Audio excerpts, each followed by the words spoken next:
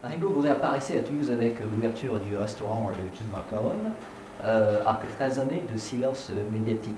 En fait, on fait un petit peu votre trace en octobre 87, où on apprend qu'on ne travaillait plus pour le site Hero Café. Et puis, vous réapparaissez aujourd'hui. Alors, vous savez que de tout Paris des variétés a glissé de différentes rumeurs. Vous auriez été en Russie, aux États-Unis, vous auriez été erré quelque part. D'autres résidents vous auraient su de sur d'Alain Barreau. Et moi aussi. Quelle est la vérité? Qu'est-ce que vous avez fait pendant ces 13 années où, après le site Hero Café? Alors, d'abord, c'est pas 87, c'est 89. Nous sommes partis du City Rock avec mon épouse, fin 89, début 90. Et effectivement, je me suis retrouvé déguisé en husky en Russie. Derrière des barreaux, c'était une cage, puisque j'étais un chien, c'est normal. Et puis, à partir de là, j'ai tout oublié parce que j'ai dû me retrouver avec une camisole de force dans un hôpital psychiatrique en banlieue de Los Angeles. Non, je plaisante, mais c'est vrai qu'on en a entendu des vertes et des pas mûres, surtout mes parents, parce qu'entre 90 et 97, 98, où on revient en France, c'est surtout ma mère qui a reçu des coups de téléphone un peu dans mon cieux et elle a envoyé sur les roses, ici dans le sud-ouest, on va passer mon. Elle a envoyé sur les roses pas mal de journalistes, dont un journaliste que je vous recommande, qui a perdu sa munition, qui s'appelle Morandi. Je pense que ça vient de lui, tout ce système. Bon, alors à partir de là, on peut tout imaginer. Hein. Vous voyez, je suis bien portant, je me cache de personne, je ne sors pas de prison, je ne suis pas maigri, tout va bien. Non, je plaisante, mais on est arrivé donc en 98 pour monter la première unité de Jim Macaron, et cette unité devait être montée à Paris. Et il s'avère que le local à laquelle on devait la monter n'a pas été libre et ne sera pas libre avant octobre-novembre de cette année.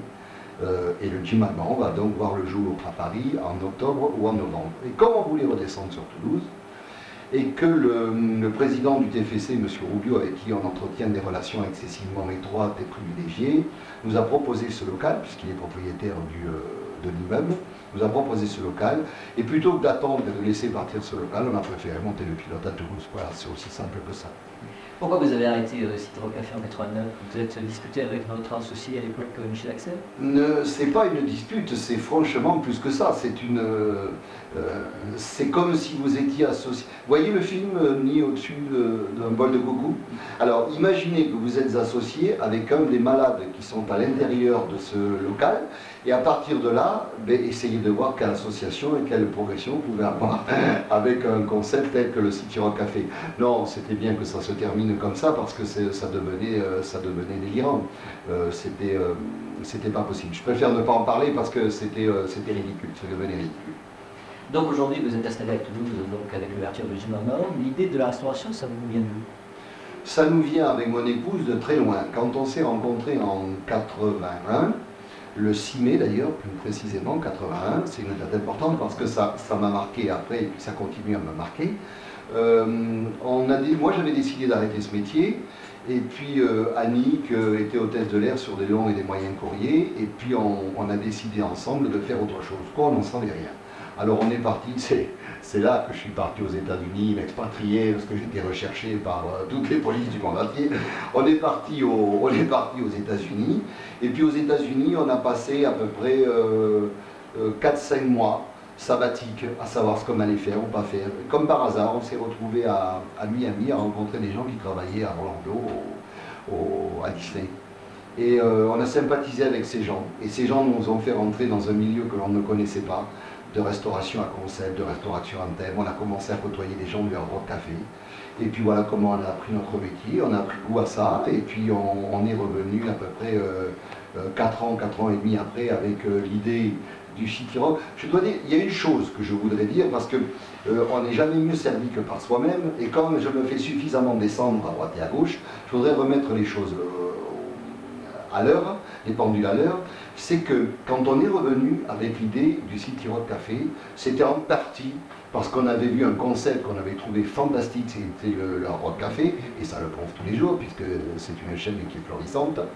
Mais on avait rajouté quelque chose à l'intérieur de ce City Rock Café qui était très important. On avait rajouté à peu près une dizaine d'objets qui venaient du cinéma. Et on s'est étonné, plutôt pas étonné, de voir fleurir en 1992 une chaîne qui s'appelait Planète Hollywood et qui avait des objets du cinéma. Et en plus de ça, ce qu'on ne savait pas, c'est que c'était Earl, que l'on connaissait bien à l'époque, puisqu'à l'époque il travaillait à l'intérieur des Hard Rock Café. C'est Earl que l'on avait côtoyé, à qui on avait dit qu'on allait monter ça en France et avec qui on avait échangé des idées et à qui on a dit, nous on va y mélanger du cinéma, la robe de Marilyn Monroe, le requin des dents de la mer, et vous vous retrouvez dans les planètes Hollywood, sur les Champs-Élysées, avec la gueule du requin, Monroe, enfin plein de choses qui viennent du cinéma. Donc si vous voulez, on avait senti qu'à quelque part il fallait anticiper un petit peu les choses. Et nous, on est tombé amoureux de la restauration, mais de ce type de restauration, parce que moi d'abord, ça me rappelle mon métier. Je suis, avec mon épouse, on est producteur d'un bébé et d'un artiste qui s'appelle Jim McMahon, et on se place de la même manière que moi je me plaçais quand j'avais un groupe sur Formule 1 qui s'appelait Ecstasy, ou plein de choses comme ça. Je veux dire que je me plaçais, si vous voulez, derrière la caméra, et je trouve ça, pour moi, avec le caractère que j'ai, génial. Je préfère 100 fois être derrière la caméra que devant. Et c'est comme ça qu'on a pris goût à la restauration, à ce type de restauration.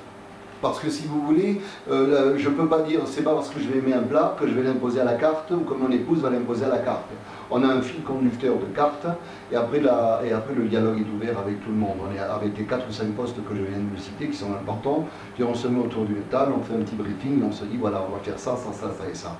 La carte que l'on a proposée est une carte qui existe depuis 1947 aux États-Unis.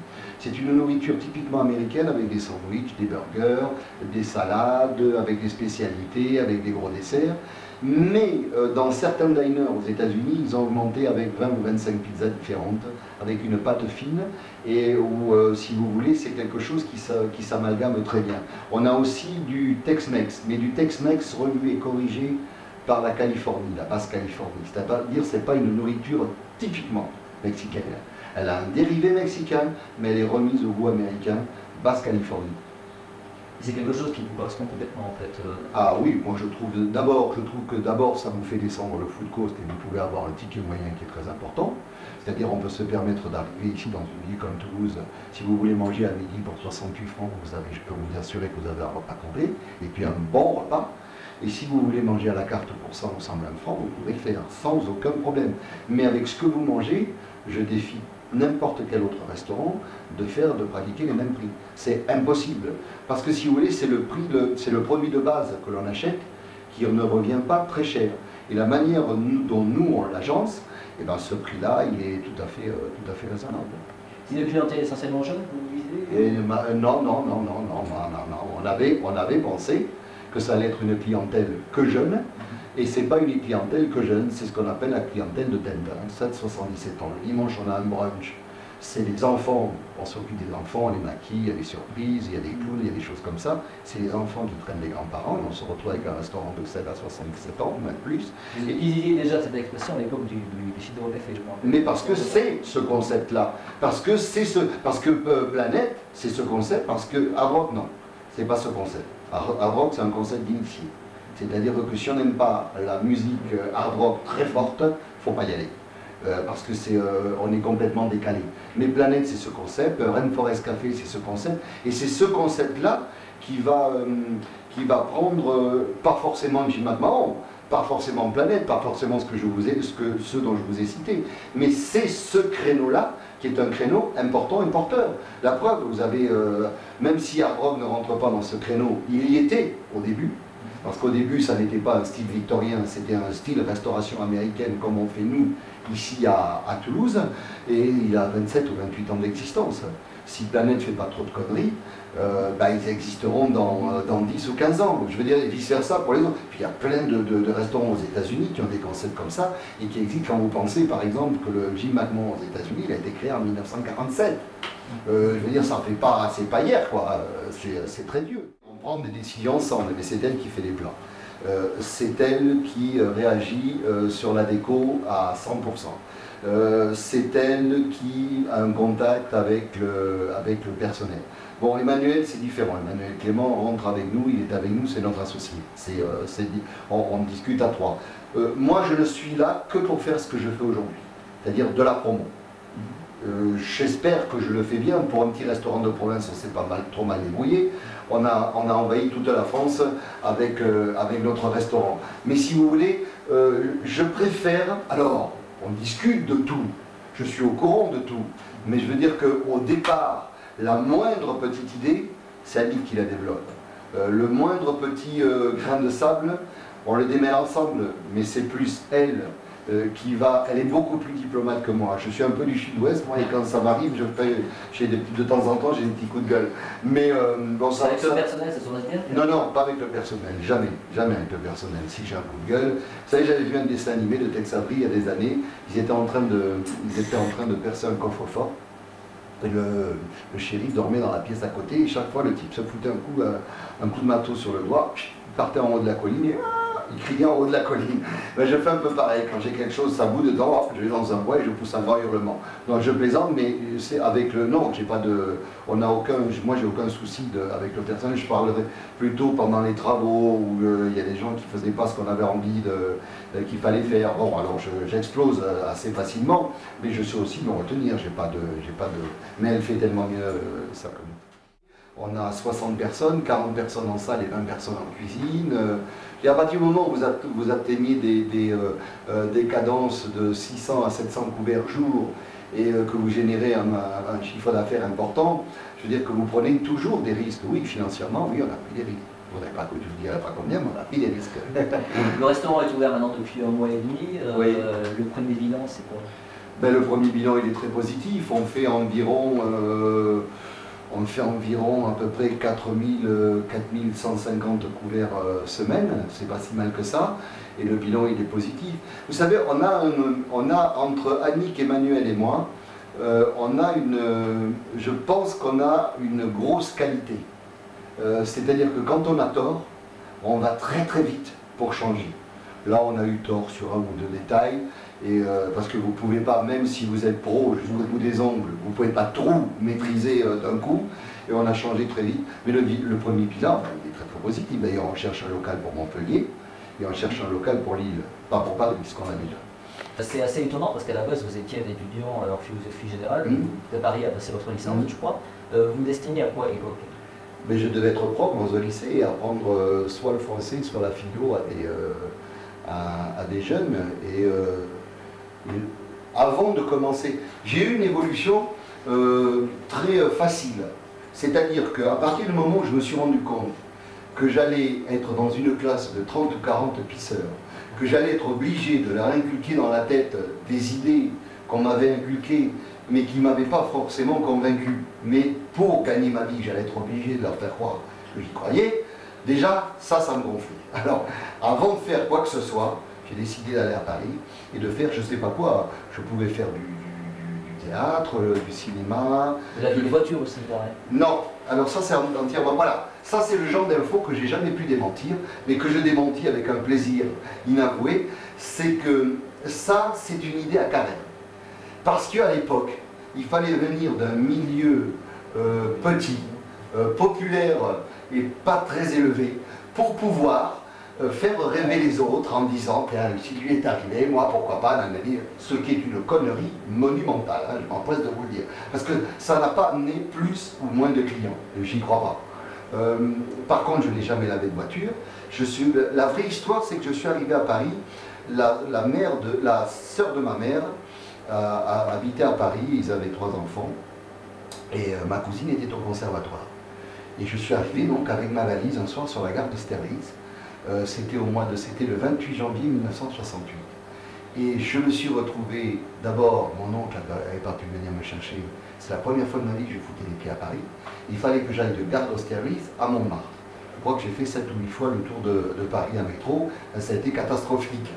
Et donc je suis arrivé à 11h du soir, parce que mon père est arrivé à 17h30, je suis quand même arrivé à 11h à Montmartre, c'est une bonne moyenne. Et ma cousine m'a dit, écoute, tu as 8 jours, qu'est-ce que tu veux faire en 8 jours? Je dis, en 8 jours, rien. Je vais d'abord voir comment c'est ici, comment je peux essayer de connaître la ville.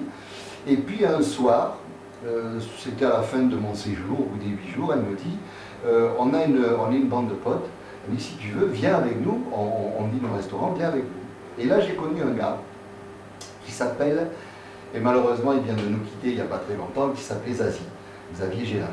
Et qui m'a dit, putain, il avait quelques temps, il me dit, je t'ai entendu chanter, il me dit, parce que j'avais fait beaucoup de galas, comment on appelle ça, de baloche en province. Il me dit, tu devrais faire de la chanson. Il me dit, je connais un type, il me dit, qui peut t'aider. Appelle-le de ma part. Et il me donne l'adresse d'André Salvé. Et André Salvé, c'était le parolier des Chaussettes Noires, de tous ces gens-là des années 60. Et je vais voir André, et je lui dis, voilà. Oh, il me dit, alors quand tu vas t'en sortir, tu vas voir, il n'y a pas de problème. Il avait un accent du terroir. Et il me dit, on va faire une chanson, on va faire une maquette, et on va la présenter à un mec que je connais, qui est fabuleux, qui s'appelle Claude Carré. Et voilà comment je suis arrivé dans les Claude Carré.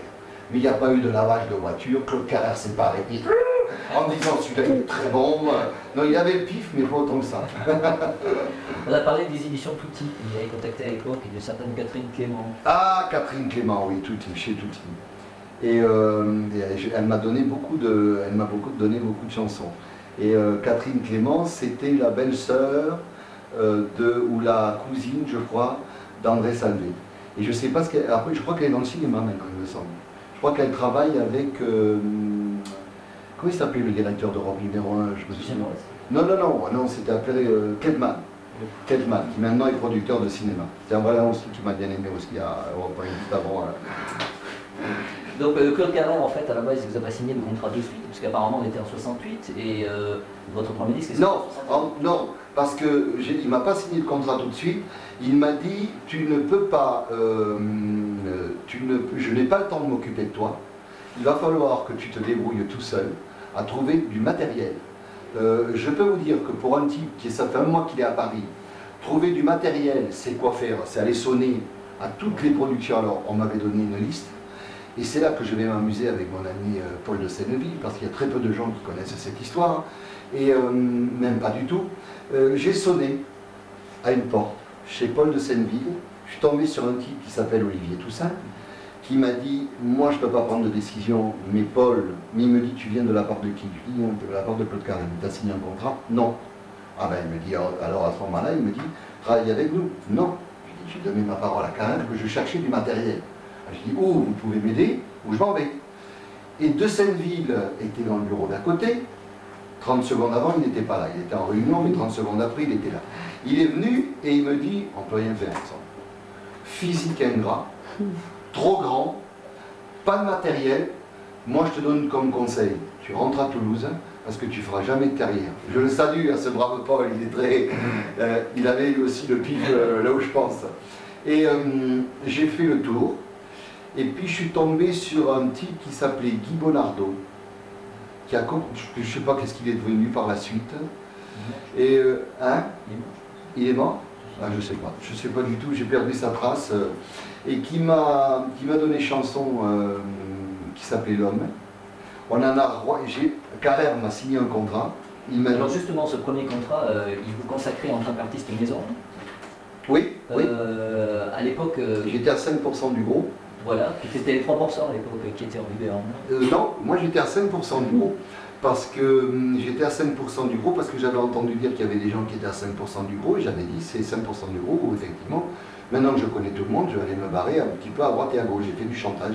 Il m'a donné 5% du groupe sans condition. Hein. Il avait raison, parce que le premier disque, il a failli me foutre à la porte, parce qu'on en a vendu royalement à l'époque, c'était une vente désastreuse. Je crois que j'ai fait 22 télés. J'en ai vendu 80 000. Une catastrophe en 1968. Et il m'a dit, tu feras rien. Parce qu'il m'a dit, j'ai eu Paul au téléphone, il m'a dit effectivement qu'il te trouvait trop grand, trop maigre, trop... Enfin, non, ça va pas quoi. Et il m'a laissé végéter à ce moment-là. Mon disque s'est arrêté. C'était au mois de... Je l'ai sorti, ça devait être au mois de mars 69, et il a arrêté mon disque en juillet 69. Il m'a dit, moi je ne peux plus rien faire pour toi maintenant. Ou tu restes artiste maison mais tu amènes des matériels, un truc solide, ou tu n'amènes pas. Et j'ai cherché partout, j'ai rien trouvé. J'ai trouvé une chanson en allant en Espagne. J'ai trouvé une chanson sur une radio espagnole qui était chantée par un type qui s'appelait Tony Ronald, qui s'appelait Get Me Some Love. Et je l'ai ramené en France. Et ça s'est appelé El Jour Mequel. Et ça a fait la carrière que ça a fait. Le seul problème, c'est que le dénommé Vanguard qui avait fait cette chanson s'était retrouvé dans la même situation que moi. Il avait proposé cette chanson à tout le métier. Et tout le monde lui avait dit, c'est de la merde, tu n'en vendras pas, c'est rien du tout. Et il est allé la proposer en Espagne avec Kluger. Ils sont allés la proposer en Espagne et Tony Ronald était en train en Espagne de faire un sacré tube. Et voilà, j'ai chanté avec Gilles Lequel, et c'est comme ça que je suis rentré dans les Tueries Carrère. Après la petite porte, j'ai fermé la petite porte et je suis passé par les grandes portes. Alors justement, il paraît qu'à l'époque, Claude Carrère avait certaines réticences vis-à-vis de ce titre, mais c'est vous qui avez fait le forcing pour l'imposer. Oui, j'ai fait le forcing là-dessus, c'est vrai, parce qu'il voulait pas, il aimait pas trop. Et puis, comme quoi on ne peut pas avoir la science infuse à tous les coups.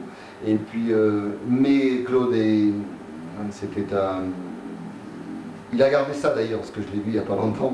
Et c'était un type qui savait se mettre dans le sens du vent. Et il a... Opportuniste Non, je ne dirais pas ça, pas opportuniste. Même s'il y a certaines personnes qui disaient ça, moi je ne dirais pas ça. Pas opportuniste, je dis professionnel. Savoir à quel moment il faut baisser son froc. Et ça n'est pas de l'opportunisme.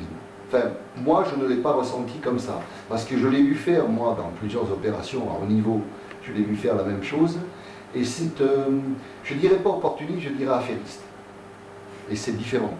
C'est différent parce que la démarche n'est pas la même. Opportuniste, c'est une machination de l'esprit pour pouvoir arriver à ses fins. Affairiste, c'est... Un bonhomme d'affaires, en fait. Oui, c'est savoir à quel moment il faut savoir prendre tel ou tel chemin. Non pas opportuniste, affairiste, oui. Donc entre-temps, de Dubaï, vous êtes passé à Ringo Willicat. À Willicat aussi, ça c'est quelque chose. Voilà. Alors qui a eu l'idée d'abord de ce... Ça c'est Carrère, ça. Il emporte totalement la responsabilité, moi je ne veux pas assumer. Alors j'ai compté, il y a 13 lettres, c'était par superstition ou pas?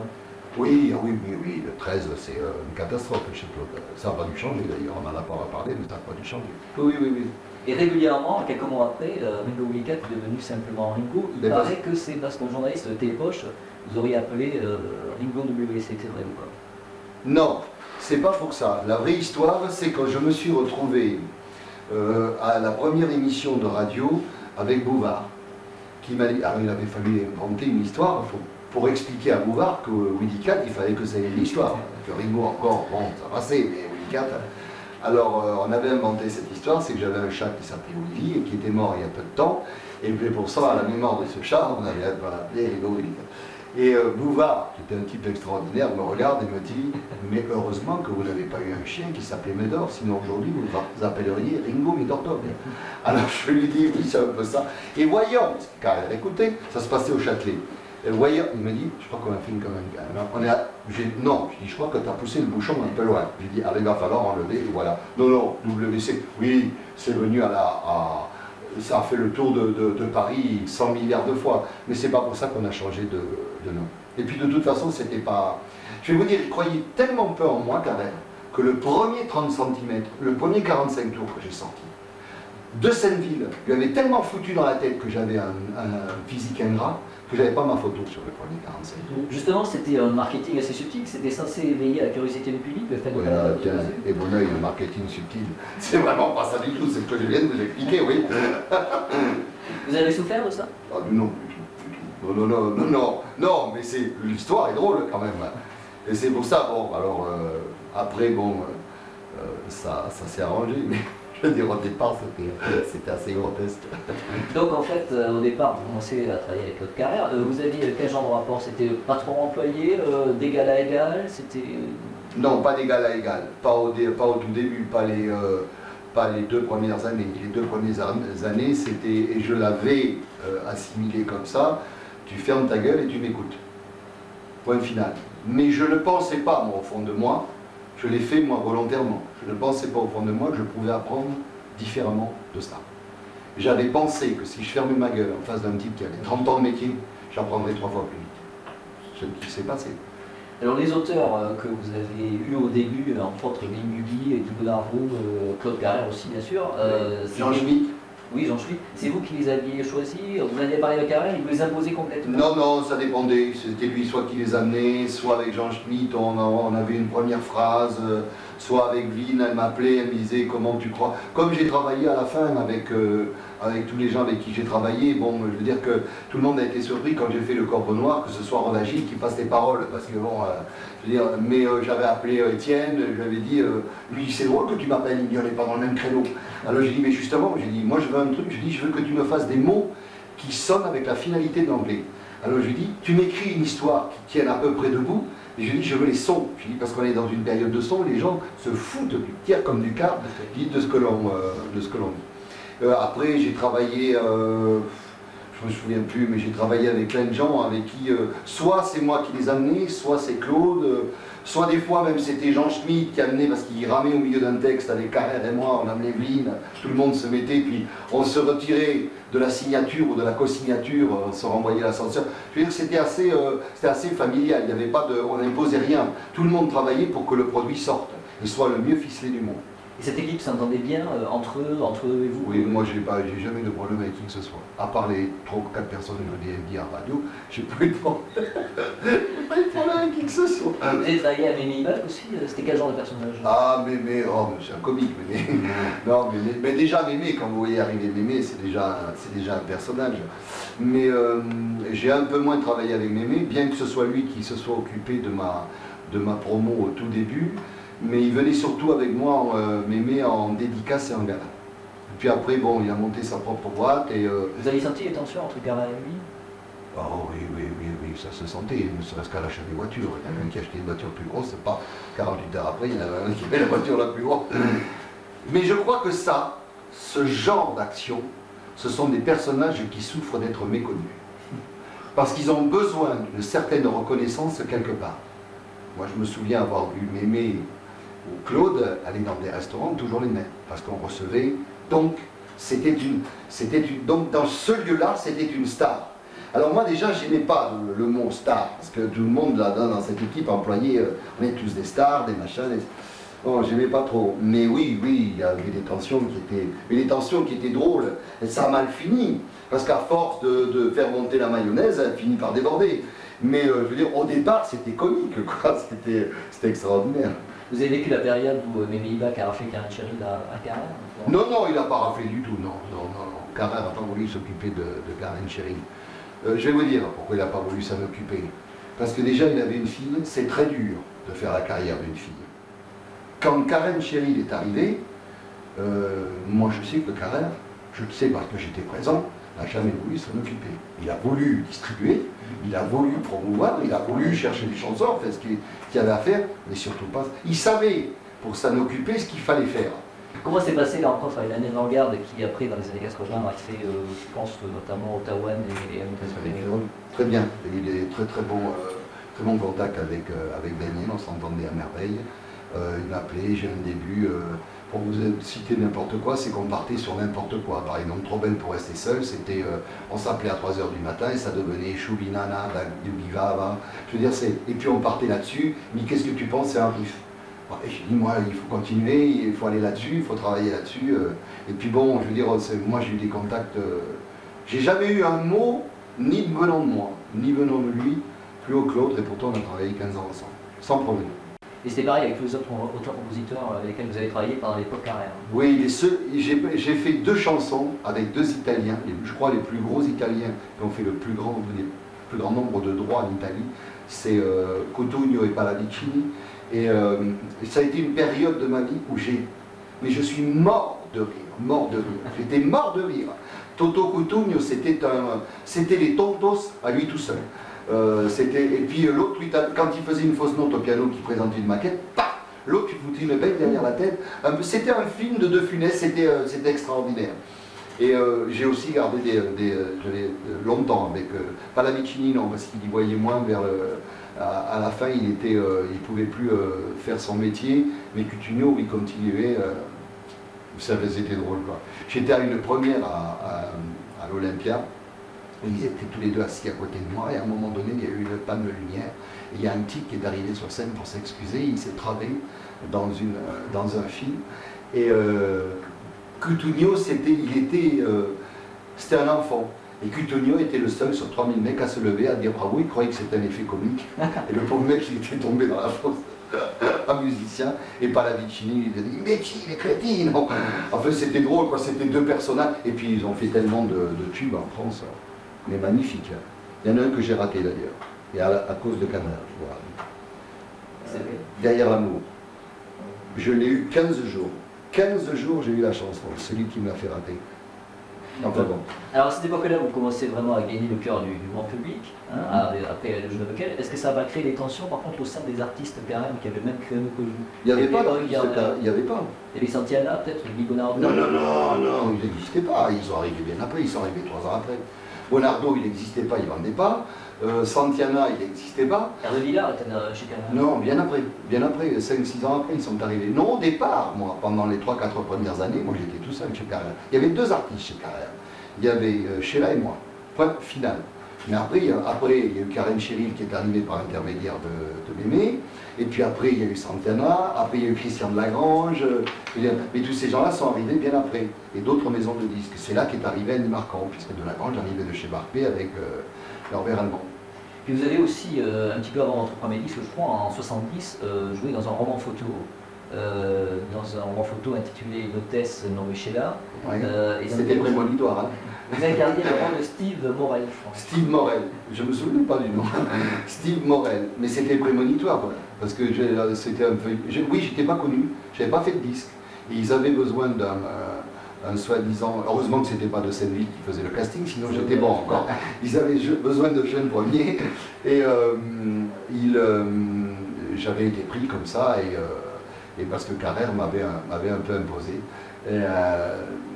Non, mais ça s'est fait tout à fait incidemment. Mais ce qui est drôle, c'est que l'histoire, et j'étais tombé amoureux d'une hôtesse de l'air, et ce qui est drôle, c'est que 10 ans après, dans ma vie, je vais partager ma vie avec une ex-hôtesse de l'air, puis une vraie cette fois-ci. Et ça qui est drôle. Vous avez quel souvenir de ce roman photo Aucun. Aucun souvenir. C'était une compromission, vous aviez envie de le faire véritablement?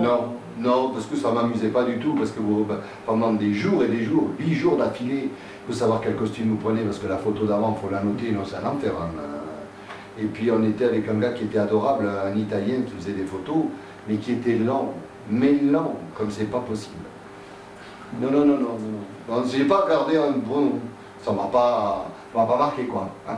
Donc à l'époque, vous faisiez pas mal de promotions, télé, radio, etc., à partir de la jeune lequel. Sheila, dans un livre, dit que Carrère payait en fait les producteurs et les animateurs pour diffuser un maximum de fois les produits Carrère. C'est vrai? C'est possible, ça n'engage qu'elle. Moi, j'ai jamais vu Claude Carrère acheter une machine à laver, une montre Cartier à M. Guidux ou à qui que ce soit. Je veux dire, où vous aviez un disque, et la promotion se faisait facilement parce que le disque était bon, ou le disque était moins bon, et c'était le métier de l'attaché de presse de nous imposer, peut-être pas 3 fois, mais au moins une fois, en sachant que les ventes derrière ne suivaient pas. Non, moi je sais que M. Guilux allait passer des vacances, ou quelqu'un d'autre, peu importe, des gens qui avaient un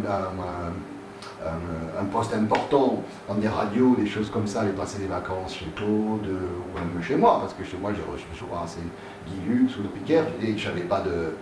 Mais moi je n'ai jamais payé, je ne pense pas que Claude Carrère ait payé, mais si cette personne avance ce qu'elle dit, c'est qu'elle a dû se trouver là au moment où on a acheté un cheval ou une vache ou je sais pas, quelque chose, un produit tel que. À cette époque, vous faites déjà pas mal de scènes en province et vous n'avez jamais fait en fait de scène parisienne ou Olympia qui était quand même quelque chose de apporter de la crédibilité. Non, je ne l'ai pas fait à cause de Carrère, parce que Cocatrix a demandé à ce que je fasse l'Olympia 2 ou 3 fois et Carrère n'a jamais voulu me lâcher sur. Et vous avez su Oui, je me suis battu pour, mais ça n'a pas marché. J'ai eu beau me battre, ça n'a pas abouti. C'est pour ça, en partie, qu'à un moment donné, je suis passé à 13 du détail et que j'ai dit au revoir chez Carrère et que j'ai monté Formule 1. Alors justement, juste avant ça, il y a une chanson qui s'appelle Tentation, qui marche très très bien, qui est classée notamment à l'étranger dans les hits allemands. Oui. C'est en fait les droits de cette chanson qui vous ont permis de monter Formule 1? Non, j'ai vendu 870 ou 880 000 disques de Tentation. Non, du tout. Moi j'avais eu un dialogue avec Carrère, je lui avais dit voilà, on arrive à la fin du contrat des 5 ans, je ne le renouvelle pas. Alors il m'a dit, mais comment, qu'est-ce que tu veux faire? Mais j'ai dit, je ne le renouvelle pas dans ces conditions. je continue à travailler avec toi, mais je monte ma propre boîte. Alors je lui dis, il me dit production. Non. Je dis, je vais directement, je saute une case.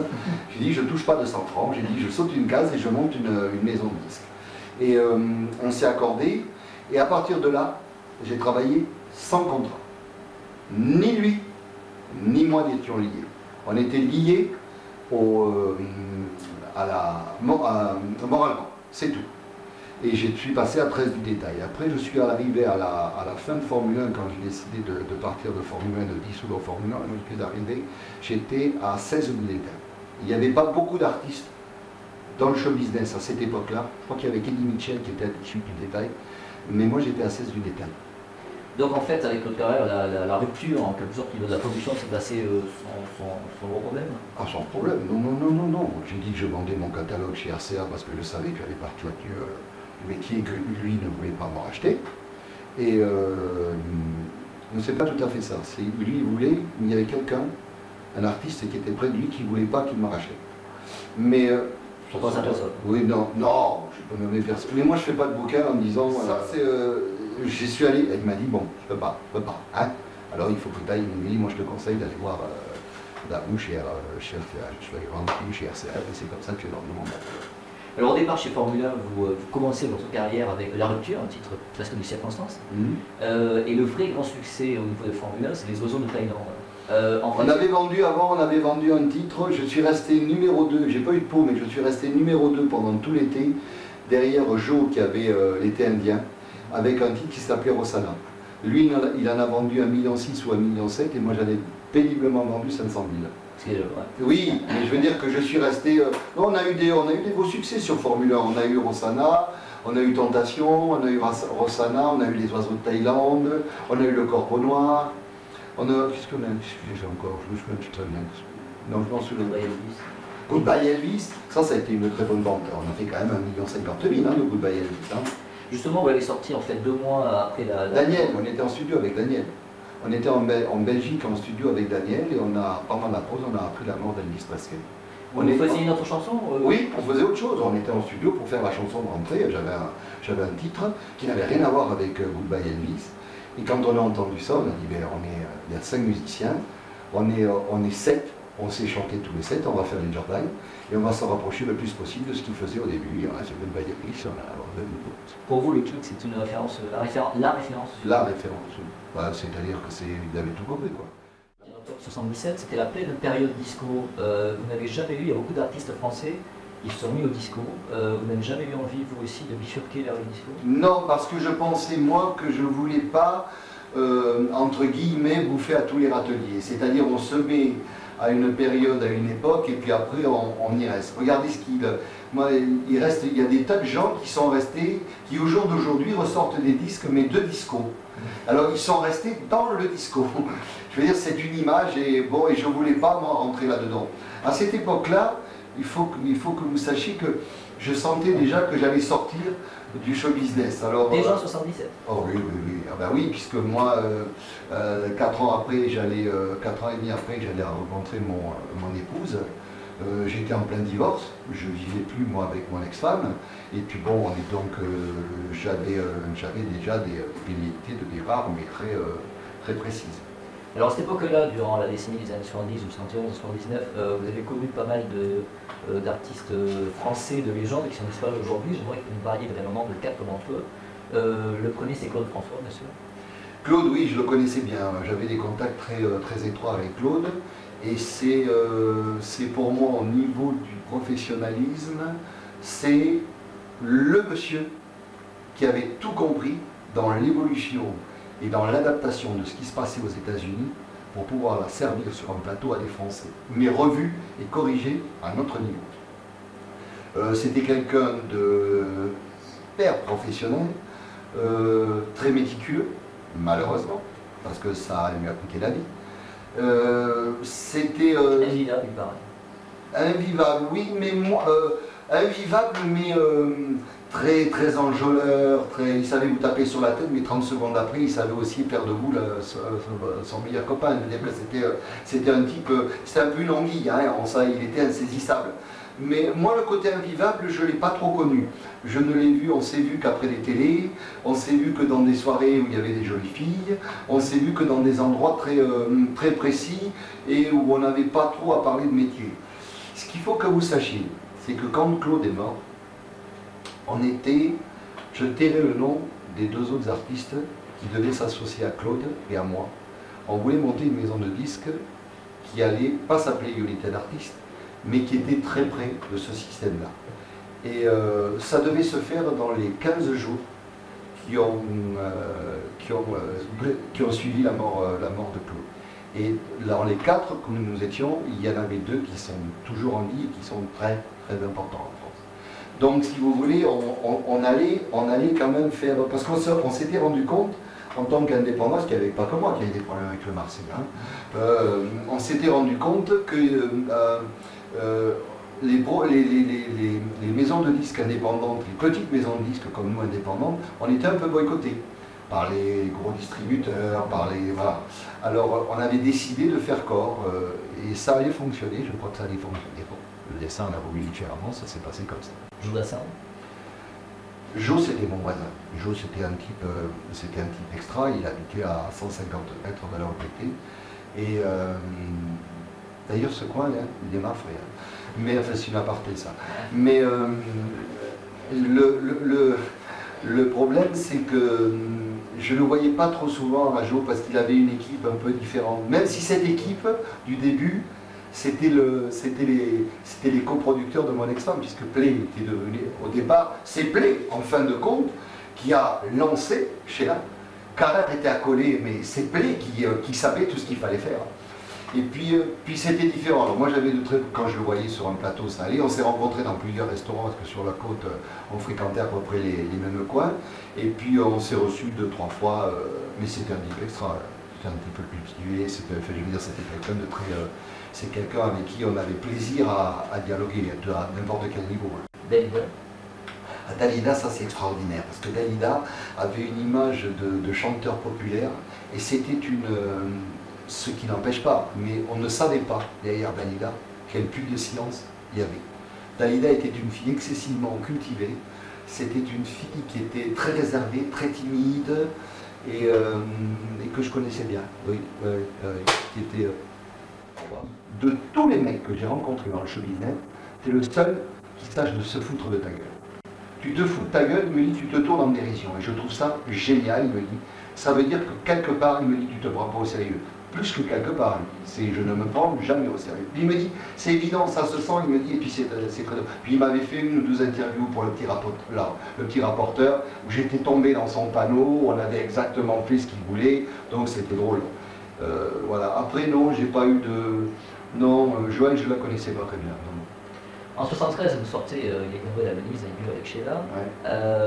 Alors d'abord, est-ce que l'idée du duo, c'était une idée à Carrère, premièrement? Oui, c'est une idée à... Tout est une idée à Carrère, il ne faut pas renier certaines choses. Tout est une idée à Carrère. Le mariage, sous cette forme, enfin, tout ça, tout ce faste, c'est une idée à Carrère. Même si ça a déplu, j'ai lu dans des journaux, à certaines personnes, c'est quand même comme ça. Hein. Alors on l'a vécu comme ça, il faut dire les choses telles qu'elles sont. Et le duo, oui, c'est une idée à lui, et c'était Lana et Paul Sébastien qui ont fait la musique, et c'est Claude Carrère, non, il n'a rien fait, il m'a demandé à co-signer, c'était pour le cœur. C'est votre cadeau de mariage. Oui, c'est gentil ça. Et il a demandé à co-signer, et c'était Michael qui avait fait les paroles. Et ça a été fait, les pauvres, ils ont fait ça en... la chanson a été faite en 5-6 jours, enregistrement, mixage compris, et les 400 premiers 1000 dans les bacs, ça s'est fait en 8 jours. Et comment vous expliquez que cette chanson ait traversé les générations? Tout le monde connaît ça aujourd'hui? Oui, mais parce qu'à l'époque, le couple était un couple, entre guillemets, mythique, que c'était extraordinaire, qu'on dure autant de temps ensemble, alors que c'était fini depuis longtemps. Mais enfin bon, ça c'est une autre histoire, mais je veux dire, il y a plein de choses qui se sont greffées autour de... Alors, à partir du moment où vous vendez 2,2 millions ou 2,3 millions de disques comme ça, et qu'en plus, vous accrochez à ça la presse, vous montez tout ça sans arrêt, sans... Il y a 25 ans déjà, ça aurait pu tomber dans l'oubli. Non, si vous chantez l'Aventura demain, tous les mots me connaissent l'Aventura. Vous avez des chansons comme ça. La mer, de traîner, ça passera le temps. Vous vous rendez compte, c'est une toute petite chanson, les gondoles à Venise à côté de la mer ou à côté de Byway, c'est ridicule. Je veux dire que si demain vous entendez un couple ou un Bee Gees et comment elle s'appelle, Tina Turner chanter les gondoles à Venise, vous me faites signe parce que ça m'amuserait beaucoup. Non, je veux dire qu'il faut rester dans le raisonnable. Je veux dire, il y a des chansons qui sont... c'est vrai que pour une certaine... au jour d'aujourd'hui, pour un certain système, c'est vrai que c'est les gondoles à Venise, c'était rigolo. Mais puis il y a des choses qui ne s'expliquent pas. Vous avez des choses qui peuvent traverser le temps et vous ne savez pas pourquoi. Ça n'a pas été voulu pour ça. Ça a été voulu pour vendre du disque et rapporter du fric à un moment précis. Maintenant, les gens qui ont écrit ça se sont laissés dépasser, ça les a dépassés et c'est devenu un phénomène social. J'ai écouté une interview il n'y a pas longtemps de Chardin. Et on lui demandait pourquoi il faisait encore des galas, et il disait on est un couple mythique dans l'ordre, c'est-à-dire quand on s'est marié, dans le désordre, quand on a divorcé, mais on est resté parce qu'on représente quelque chose.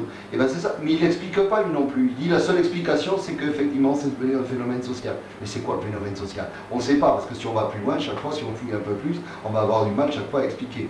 Donc il y a des choses, il y a des épiphénomènes comme ça qui se créent, on ne sait pas pourquoi. Comment Canal a partagé les royalties sur Studio sur ce extrait? Et bien, elle a touché sur 300 000 litres parce que c'est ce qu'elle avait vendu, moi sur 2000. Belle nette l'entendant, ça. Non, ça a été partagé par la moitié. Alors en 79, on arrive à la fin de votre période carrière. Vous sortez qui danse encore au noir et vous faites appel, comme vous l'avez dit tout à l'heure, à Étienne Rodagil. Oui. C'était un souci de crédibilité en fait avec Étienne? Non, c'est parce que Étienne, on voulait travailler ensemble depuis longtemps, on ne savait pas comment parce que c'était difficile de se rencontrer, surtout sur une chanson.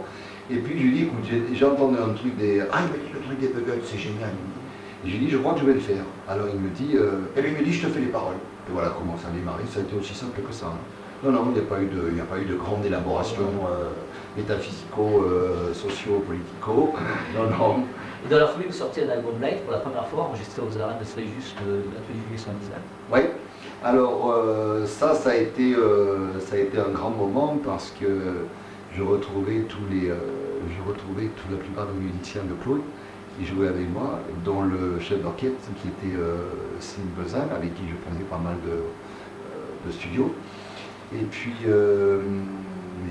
on avait déplacé un studio mobile avec Bernard Restarty qui s'était déplacé aux arènes de Fréjus. C'était rare de faire déplacer le géant, il s'était déplacé quand même. Et on avait une ambiance fantastique. Vous placiez dans quelle optique en sortant ce live? C'était pour... C'était pour me faire plaisir. C'était où j'avais eu pas beaucoup de temps à consacrer au show business parce que j'étais d'un tribunal à un autre et d'un avocat à un autre, et ça m'avait pris suffisamment de temps et j'avais envie de me détendre un peu. Et voilà ce que j'avais trouvé pour me détendre. Les arènes de Fréjus, et en plus c'était mon pote qui tenait les arènes de Fréjus, c'était Lucien Salle. À l'époque il tenait depuis à chose de show business. Alors après ce succès, donc, qui est de encore au noir, la collaboration avec Arax s'arrête, et vous signez donc chez RCA en caisse l'honneur avec un premier 45 tours à l'Olovie. Un titre d'ailleurs signé par Didier Barbelivien. C'est la première fois que vous y appelez à... Oui, c'est la première fois que je faisais appel à Didier. Il m'avait dit je vais travailler avec toi à condition que ça me plaise. Il me dit c'était New Wave, ça me plaît, on y va. On avait fait ça, on avait fait Tendrement aussi avec Didier, et on a fait le dernier. On avait fait Un homme ne pleure pas, je crois aussi, me semble, et on a fait le dernier, je crois, la face à la et que faite par Oriane. Et là, vous avez signé chez RCA, vous aviez plusieurs propositions dans les prospections que vous avez fait. J'avais deux propositions. J'avais Philips et j'avais RCA. Et puis j'avais aussi AZ, avec deux scènes vides. Et j'avais pas pris, je n'avais pas pris Philips. Je ne peux pas vous expliquer pourquoi. Je vous l'expliquerai hors magnéto, pourquoi j'avais pas pris Philips. Parce que c'est une histoire que personne ne connaît. Et pas racontable. Si, elle est racontable, mais pas. Je ne veux pas qu'on la raconte. Je vous fais confiance pour ne pas, hors magnéto, pour ne pas la raconter. Et j'ai pas pu signer chez Philips à cause de ça, à cause de cette histoire, et j'avais une proposition chez AZ de Bob Socquet. Et Bob m'avait dit, si tu es avec nous, nous on fait ça, et ça, et ça, et ça, et ça, et puis j'étais allé, puis on avait fait un 30 heures. Alors, si vous voulez, c'est paradoxal le show business, et c'est pour ça un peu que ça m'a révolté. Parce que j'avais des contacts avec M. Salem, qui était à Europe, et avec Le Marcy, que je connaissais depuis une éternité, puisqu'elle venait de prendre la place de Roger Crécher. Et ça faisait des années que j'entendais mes chants, je vire. Fais pas un virage à 90 degrés, mais amorce une grande courbe, chante-nous autre chose. Et c'était Miller qui avait gagné l'Eurovision une année ou 2 ans auparavant, avec qui j'avais fait des musiques. Et Martin, pas le Martin que l'on connaît, le grand Martin, non l'autre. Non, l'autre, encore plus petit que Martin. C'est tous des petits, ils sont tous petits chez les Martin. Et celui-là, on ne l'avait jamais vu. Il est à la Baule. Il est reclus à la Baule. Moi, en tout cas, à ce moment-là. Et il a envoyé des chansons qu'il écrivait, des textes. Et on les remaniait, on lui envoyait ce que l'on corrigeait. Il mettait oui, ok ou pas ok. Et puis voilà comment ça s'est passé. Et quand je suis arrivé avec on a enregistré avec des pointures aux États-Unis. Hein. On a enregistré avec le percussionniste d'Elton John. On a enregistré avec. On a eu le bassiste de Van Halen. Ça a été dur de financer un tel album? Ben, c'est un album quand même qui a coûté 780, à l'époque 798 ou 800 000 francs. Je veux dire, RCA avait mis des billes, et moi aussi par la même occasion. Justement, vous étiez en licence, en distribution? Oui, j'étais en licence. Ouais. Et donc, quand je suis arrivé avec ce disque, Socquet m'a dit, le son génial, c'était tout. Il me dit, Job, vous avez bien. On est arrivé en radio, jeté. On s'est fait jeter. Le Marseillais m'a dit, dehors. À partir de ce moment-là. Ça texto, enfin c'était. Oui, elle a dit non, on ne veut pas en entendre parler, c'est n'importe quoi ton truc. Alors j'ai dit, je fais du Angel Buckel, ça ne te plaît pas. Je fais un peu plus évoluer, ça ne te plaît pas non plus. Elle me dit, mais tu l'as pas là. Je dis, tu sais combien on a dépensé pour faire ça? Je lui dis, quel est le travail? Je lui dis, il y a quand même 4 mois de préparation, plus 1 mois et demi d'enregistrement, je lui dis à Los Angeles. Je lui dis, ça n'a pas coûté 200 francs. Hein. Elle me dit, oui, mais elle me dit, je suis désolé, moi j'aime pas, ça passera pas. À partir du moment où ça ne passait pas sur RTL, M. Salem, je ne suis même pas allé le voir, il a fait dire à Socquet que je ne passerai pas, ça m'a barré mon petit carreau. Alors là, comme déjà depuis un moment où j'avais très envie de foutre le camp du show business, ça m'a vraiment motivé pour partir parce que j'ai dit, c'est tous des cons et c'est catastrophique. Mais si vous voulez, c'est pas ça c'est pas ce fait-là qui m'a fait abandonner.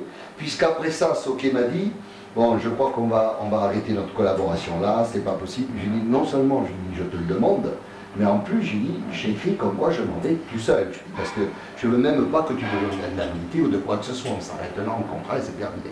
Et c'est là que de Senneville m'a dit, tu vois, tu aurais dû signer avec moi. Il me dit, et pas aller chez. Parce que moi, je te l'aurais promotionné. Et le disque qu'il a eu en main, je lui ai dit, ben écoute, parce que je lui ai fait, moi, c'était fini. Je partais. Le disque que je faisais de chez De Senneville, je savais que je ne ferais pas la promo, et je l'avais annoncé à De Senneville. Je lui avais dit, ce disque-là, je ne ferai pas la promo. Je ne ferai pas la promo pour la simple et bonne raison, je lui ai dit, c'est que tu vas te heurter. Je lui ai dit, comme je me suis heurté à des radios.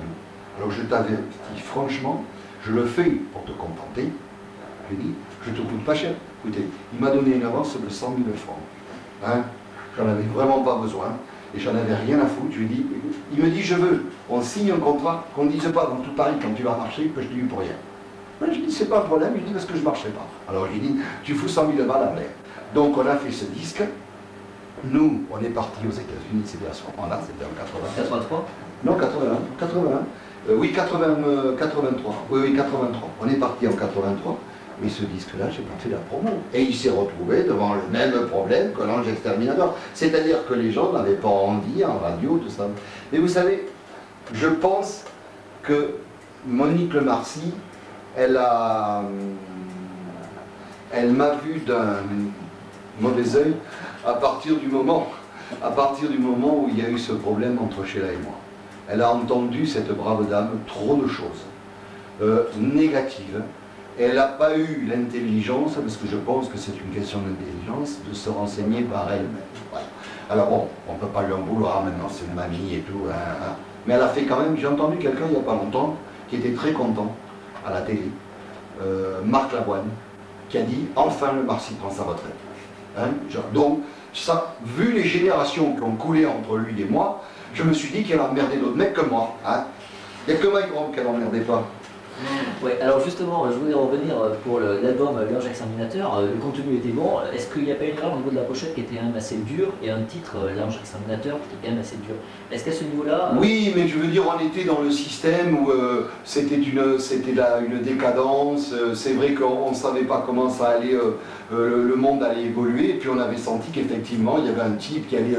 Mais la pochette du 45 tours était dure. Mais celle du 30 qu'on a sorti, elle n'était pas dure du tout, puisque c'était là. On avait repris, on avait fait un clin d'œil, c'était la façade du Casablanca avec Bogart. Ça, c'était pas dur du tout. Mais même ça, le Marcy, elle n'a pas aimé, parce qu'on avait volé une image, elle m'a dit.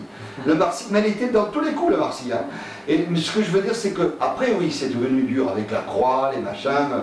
Mais je veux dire, on connaît aujourd'hui des artistes qui ont des croix partout, style, pour ne pas les nommer comme Madonna, et qui marchent du feu de Dieu dans le monde entier. Et vous savez, déjà, quand j'ai sorti Les Oiseaux de Thaïlande, le Marcy a failli me faire refuser Les Oiseaux de Thaïlande, parce que dans Les Oiseaux de Thaïlande, il y avait une phrase qui disait on aurait dû garder l'enfant. Et que ça sous-entendait que la fille s'était fait avorter, patati patala. Et je lui avais dit à cette époque-là, la phrase elle ne changera pas. On la laisse telle qu'elle. Tu veux pas me passer? Tu ne passes pas. Par contre, là, le titre il valait 1 million, elle allait être obligée d'enchaîner. Je lui dis, toi tu vis dans ton temps, moi je vis dans le mien. Au jour d'aujourd'hui, toi tu n'étais peut-être pas là pour bandir la banderole, pour que les femmes se fassent avorter et vivre librement leur sexualité, mais je lui dis, moi je les ai vues, je lui dis, et elles avancent. Je lui dis, si toi tu ne veux pas avancer, il régresse, je lui dis, c'est ton problème. Mais je dis, déjà à cette époque-là, imaginez-vous quand je suis arrivé avec la croix, les machins, la terminateur, c'était catastrophique. Non mais de toute façon ça ne changeait plus rien, j'étais déjà très loin d'amateur. C'est moi qui ai repris Formule 1 pour le Tedesco aux hôtels. Formule 1. Ah. Alors justement, vous avez dit sous Formule 1, vous en parliez un petit peu tout à l'heure, parce que c'était plus rentable, parce que vraiment vous en aviez marre? Non, parce que j'en avais marre. Non, parce que des disques, même au jour d'aujourd'hui, des gars qui font des disques, il y en a 3 qui marchent, 2 qui marchent pas, 1 qui marche pas. Je veux dire que c'est le lot. Vous pouvez pas avoir la recette pour faire un tube à tous les coups. Je dis c'est pas possible. Mais non, c'est une question de bagarre. Non, j'en avais marre.